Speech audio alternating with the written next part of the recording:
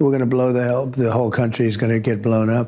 Iran যদি তাকে হত্যার চেষ্টা করে সেক্ষেত্রে দেশটিকে পৃথিবীর মানচিত্র থেকে মুছে ফেলার নির্দেশনা আগেই দিয়ে রেখেছেন বলে জানিয়েছেন মার্কিন প্রেসিডেন্ট ডোনাল্ড ট্রাম্প। 20 জানুয়ারির এক বক্তব্যে তিনি নিজেই এ তথ্য প্রকাশ করেন। ট্রাম্পের এই মন্তব্য নতুন করে মধ্যপ্রাচ্যে উত্তেজনা বাড়িয়ে দিয়েছে।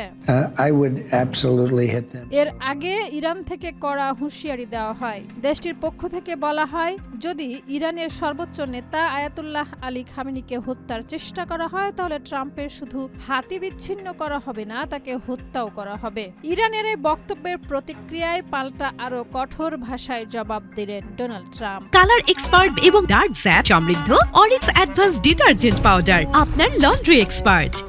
You know, they're very vital, they're very powerful. ইরানের সেনাবাহিনীর জ্যেষ্ঠ কর্মকর্তা জেনারেল আব্দুল ফজল শেখারচি বলেন, ট্রাম্প জানেন আমাদের নেতাদের দিকে যদি কোনো আগ্রাসী হাত বাড়ানো হয় আমরা কেবল সেই হাতই বিচ্ছিন্ন করব না। এটি কোনো স্লোগান বা আবেগী বক্তব্য নয়, বরং বাস্তব সতর্কবার্তা। তিনি আরো বলেন, প্রয়োজনে আমরা পুরো বিশ্বে আগুন জ্বালিয়ে দেব এবং শত্রুদের জন্য কোনো নিরাপদ স্থান রাখব না। এই বক্তব্যের প্রতিক্রিয়ায় ট্রাম্প বলেন, আমার কাছে খুবই স্পষ্ট ও কঠোর নির্দেশনা রয়েছে। যদি আমার সঙ্গে কিছু ঘটে তাহলে মার্কিন বাহিনী ইরানকে পৃথিবীর মানচিত্র থেকেই মুছে ফেলবে। আর এই মন্তব্যকে সরাসরি সামরিক হুমকি হিসেবে দেখছেন বিশ্লেষকরা।